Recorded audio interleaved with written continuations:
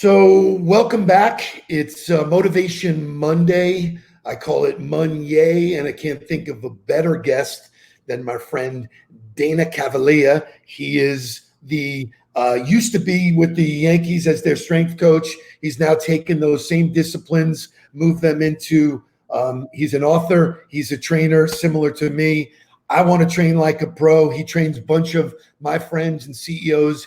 He's an awesome guy, and he's here to share some awesome tips. So today, Dana, thanks for spending some time with us in front of the fantastic Chicago wall. And tell us something good, my man. Hey, I'm happy to be here. You like that prop? No, I'm excited to be here. I think there's a lot of doom and gloom news floating around the world today, and it doesn't have to be that way, because we both know there's people that are struggling and there's people that are thriving, and we can make a choice too as to how we want to view things. You've seen that all throughout your career working with guys who have great talent, but you and I are both big believers that the habits of a champion really dictate success, not circumstances. Yeah, what I've been saying is this line over and over again, that you have to see the opportunity within the opposition.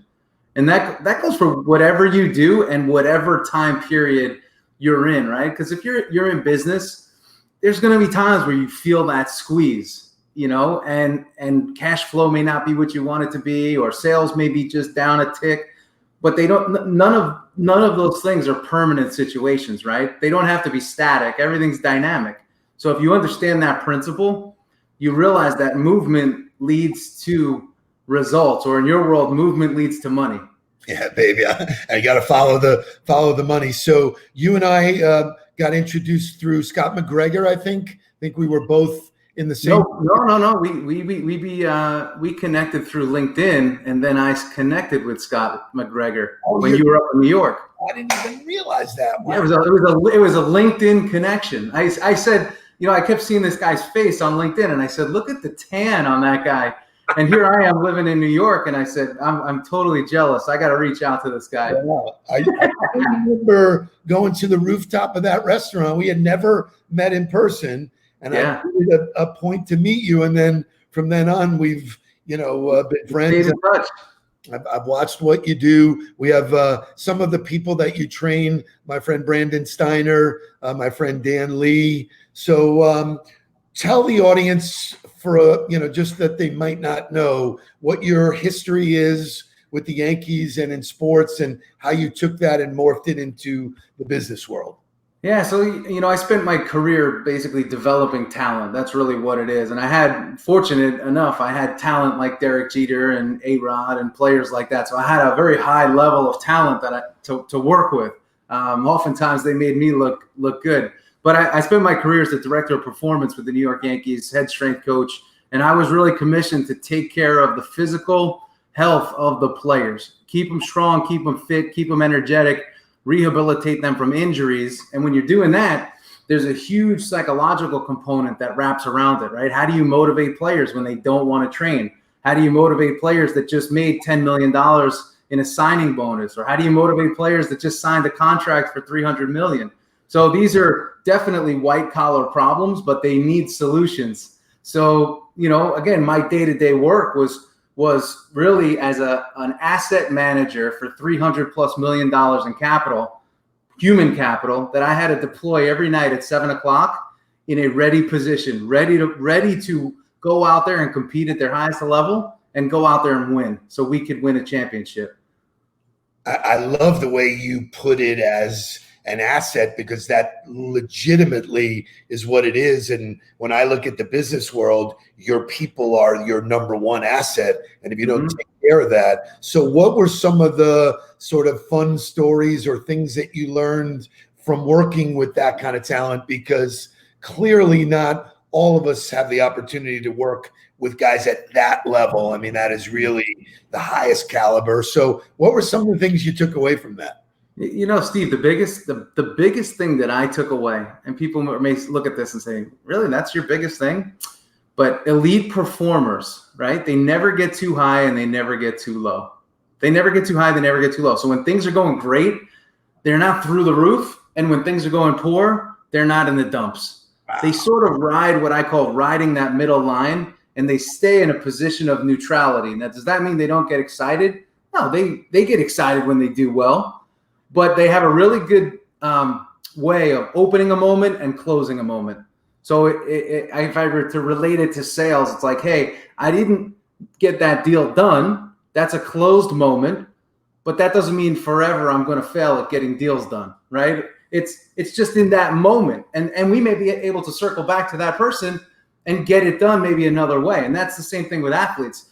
So you can't fall in love with one way of doing things.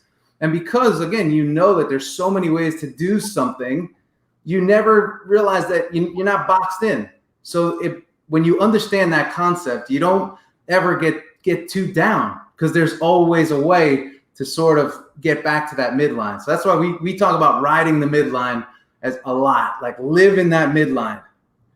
I've heard Russell Wilson and his team talk about neutrality. Easier said than done, because we're all human beings and we are subject to the emotions of the moment, and certainly getting high, dancing in the end zone, hitting the home run like Jeter. So how do you train yourself to do that? Yeah. Well, every single one of us, right, in business or sports, we have these different tripwires. And these tripwires, when we hit them, they sort of send us back into this repeat pattern of thought. And thoughts create feelings. Feelings create more thoughts. And when you live in this wheel, if you have bad thoughts, you're going to feel bad, right? And if you feel bad, you're going to have bad thoughts. So we have to always be working to, again, like I said earlier, see the possibilities, see the opportunities, and not allow ourselves to do what I call dipping below the horizon line. So an exercise that I do with my players and executives is this. Picture you have this line. It's like the horizon. Below the line is all negative outcomes. It's all your fears. It's the things you're afraid of. Are we going to make it next quarter? Are we going to lose money? Is the virus going to take us out? So we have a choice. Do we want to stay down there? And usually our posture, our energy, and everything matches that in our actions. Or do we want to go above the line, where we have that bright Florida sun over the Atlantic, and it's nothing but possibilities and excitement and all the amazing things that we can do. So it's just a simple mental exercise, and ask yourself, like, be aware of yourself. Where am I right now? Am I above the line or am I below the line? And as soon as you feel yourself below that line, elevate your thoughts to those thoughts and those images and those actions that are above the line. So you're going to take action, or you're going to fall for the distraction, which is below the line. So first of all, that's great advice. And certainly anybody, no matter what walk of life, can take that away. You and I have talked in the past about the relationship between food and physical and mental, fitness. Yeah, performance. About diet and, what did those guys eat? How did they take care of their bodies? There are lots of guys who can drink all night and still come back and play ball. I represented a couple of football players who were notorious for that. But yeah, totally. What's interesting? A lot of that stuff started to change as the salaries and the opportunities started to go up, and up. Back in the day, those guys were wild. They were popping greenies and amphetamines to stay up. But in today's world, it's a little bit different. And even, again, whether it's business or sports, what I always talk about is one word. It's energy. We eat for energy. We train for energy, because energy wins. So if I have more energy than you, even if you're a better salesman than I can outwork you because I have more energy. I'm not focused on, oh shit, why can't I get this thing going? I can't get this engine going. So look in the mirror and ask yourself, are you primed? Are you primed for success? Do you have habits and behaviors that are consistent, that will generate you predictable levels of energy every day? Or are you fighting with yourself and trying to be a great salesman, or fighting with yourself and trying to be a great athlete? It's hard to do. Business, I always say, is the most competitive sport in the world, and you must train to play it. You got to train every skill that needs to be trained, or else there's vulnerabilities. And that's what we do with our athletes. Like when Derek Jeter was getting older in his career, they were saying he was having issues going to his right side, right? He was having issues going that way, and he was having issues going into the hole. So what we did was we broke down his game and focused just on that. Because if he actually started to believe what was being told to him, it may actually freak him out. It would have fulfilled itself, probably. I mean, exactly. So what did we do, right? Every day in spring training, especially, we'd go out there and we'd work different angles, and we would lock in on that one weakness.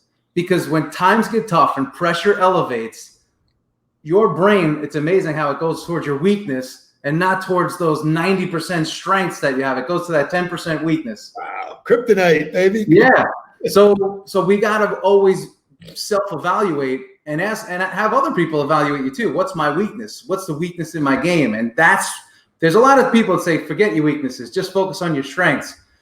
It's a strategy, but I'm telling you, those demons start to come out when you know that there's a vulnerable hole in your game. Wow, it's interesting for me because I'm one of those guys who strategically look at people and say, if you're Superman, I'm gonna make you better at what you're already great at. I don't really focus on the kryptonite. There's not much I can do about. So you just opened up a can of worms for me about maybe I do need to create some more balance in terms of how I do that, or that's it. You know what, Steve? I think it starts with this question, right? And you've worked with thousands of people. It starts with this question. When you ask somebody, hey, what's the weakness in your game? It's amazing how fast people can articulate their weaknesses. Wow. And not their strengths. So it's showing you that they have spent time like aware and with a full understanding of what their weaknesses are. Those are their limiting factors.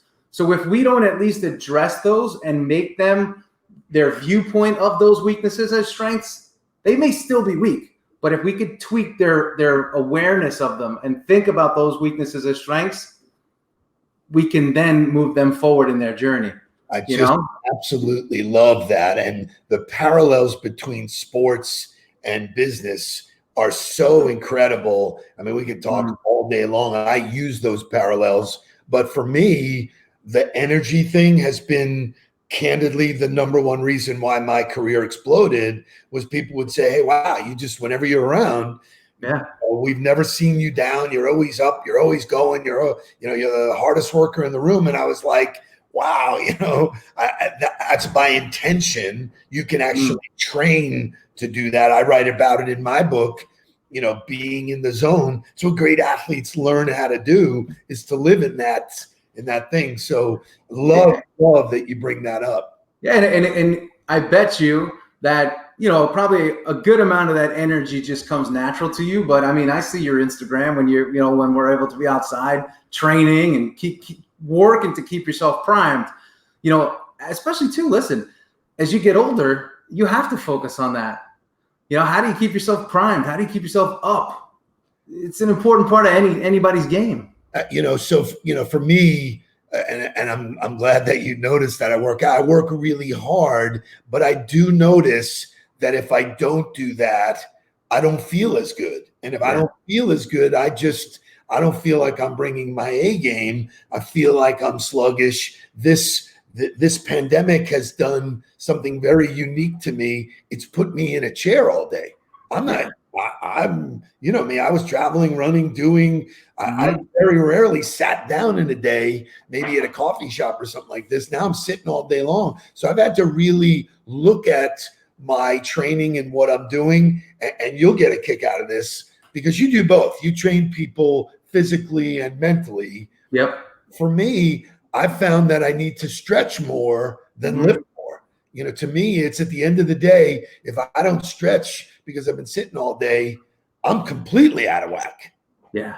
And it's a great point. Like, even personally, I haven't touched a weight in about 12 weeks and I feel stronger than ever. You have to listen to your body, right? If your body's tight, here's what people don't understand about tight. People are like, oh, I want to get flexible so I can reach down and I can touch my toes. And it's like this feat that they've accomplished. But you got to understand this. Tight muscle and shortened muscle, what's locked up in there that people don't think about? Energy. And people don't realize this. When you stretch, when you foam roll, when you sort of open up those tissues, you're sort of opening up these pathways to better blood flow and better energy. So if you're stretching right, you're foam rolling right, and you're taking care of your body from a regenerative standpoint, you're unlocking this energy that's sort of sitting locked up within you. And people just see stretching as this thing I do a little bit before I work out and a little bit after. But for a guy like you, I would tell you, hey, you want to be one of these people that's hunched over as you get older, the real Palm Beach look, or do you want to be, standing up with that glow and powerful? And that's the stretching. You have to do it. And I think you're right. That's what people tend to buy, because if I'm pitching them on physical and mental health, and I'm not healthy myself, kind of like, how do you got to take care of your own house. So I got a couple other questions that I'm sure everybody asks you, but I want my audience to hear. So working for the Yankees, probably the most recognized brand on the planet. Give us some insight as to what that was like while you were doing it, what it's like having that on your resume. I mean, it clearly is sort of the beacon in the night, I would think. Yeah. So, here's the thing, like when you work for an organization like that, so many organizations today, they struggle with like mission and what the vision is and sort of carrying that forward. For us, it was very simple. It was always very, very clear. It's to win, right? And it's to win a championship. It's not get to the playoffs. It's not have a great season. It's to win.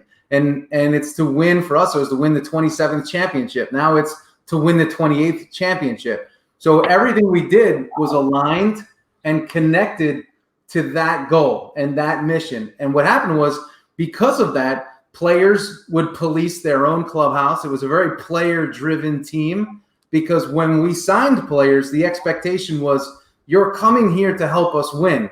And if you can't do that, you're not going to be here very long. Wow. And you've seen the Yankees, as a prime example, eliminate big contracts. Hey, we've paid you a lot, but we're still getting rid of you because you don't help us win. And, as an organization, they're not afraid to make a mistake, bring in the big player that they believe can help the team win. But you know what? If that player doesn't deliver, that player's out. So it was not a sugarcoating organization. And if you weren't tough, you couldn't be there. So this has happened to me a couple of times from working with athletes and being around the game, if you will. I'd be hanging out with a group of people. They would walk up to me and ask me for an autograph, thinking I was one of the guys. I'm sure that's happened to you. And I remember one of the first times it was like, oh, I'm nobody, you don't want my autograph. And I was like, wait a minute, I'm somebody. So has that ever happened to you? And yeah. Listen, I always say, sign them anyway. Just sign them anyway. The people, they don't know the difference. So yeah, no, it's happened. Part of it was for me, like my age was pretty much the same as the players, which, had some of its own issues early on, just, being the same age as the players in which you coach. You're supposed to be playing with them, but at the end of the day, I always say, sign the autograph, have fun with it. Love it.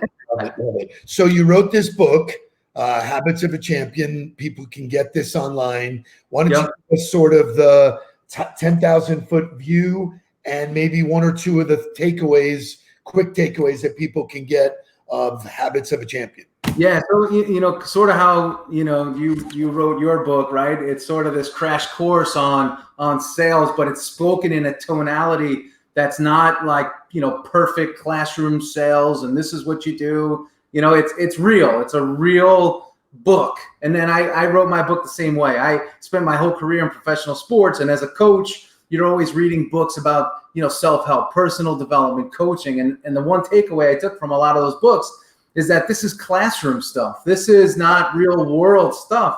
And I'd go to work every day and I'd see, what does Jeter do? What does Rivera do? What does Pettit do? And I'd see that it doesn't match up to what's in this book. If you did everything that's in this book for your, morning routine and all this, it'd take you 7 hours. You wouldn't be able to actually do the work. So I wrote a book that's based on real life. And I came up with these 15, sort of lessons, habits that blend sports and business, and say, listen, you're not alone in how you feel. And here's a quick solution to that. And here's an example of how you can get through. Like one of them is, Don't get too high, don't get too low. Another one that you appreciate is you're never overdressed in a suit. And that was the rules of Joe Torre. When we travel as an organization, you look your best. Hair done, no shave, no beard, and you better put yourself in a suit. And if you don't, well, there's going to be a consequence to that. So those are simple lessons, but people forget these things. And you're right. I mean, it's so nice as a reminder, but the power of coaching, which you've realized, some people have this fear that if they need to be coached, it's like a negative thing. And so I want you to talk to, working with those guys at that caliber, how they embraced coaching versus people who are listening to this who go, well, I don't need a coach. That makes me weak. Yeah. If that's your thought process, you also don't want to be a winner, right? You don't want to be successful. And here's the deal. I can't forget this. Here I am, like 21 years old, right? And Derek Jeter walks in and he says, hey, what do I got today? I'm dead broke because I'm just starting in my career. Relative to him, who's worth, 50 million plus at the time, what do I have today? And I never forgot that. And I said, wow, he's the best in the world at what he does, or one of them, and is asking me, the coach, what do I have today? Trusting that I have his best interest in mind. And I saw that over and over and over again. And through my experience, the higher up the chain I go, whether it's in, CEOs or athletes, the better they are, the more open they are to coaching. And it's an amazing thing because you wouldn't think that. But when you start to go down, I can't tell you, like, as this COVID hit, I open up some spots for some young budding entrepreneurs and things like that in my coaching program. And the first people to fall off the wagon when they heard of COVID and things maybe affecting their employment, they clammed up, they contracted, they played defense, and they quit. Wow. And everybody else that was on the upper tier said, hey, I need you now more than ever. And it's an amazing split. So if you're uncoachable, you're just going to go through this meandering journey towards success. And the chances of you getting there it's not extremely high. Fascinating. I mean, that to me is one of the most telling things of all. When I was growing my career, I reinvested in myself and had a coach, and people around me that was like, dude, you're the best one here. Why do you have a coach? And I go, because I want to get better. Like, I don't know. And sometimes the best of the best, they need a kick in the butt too. Yeah. There's nobody wants, there's days when you wake up and I don't care who you are. And I've seen it again with these great athletes.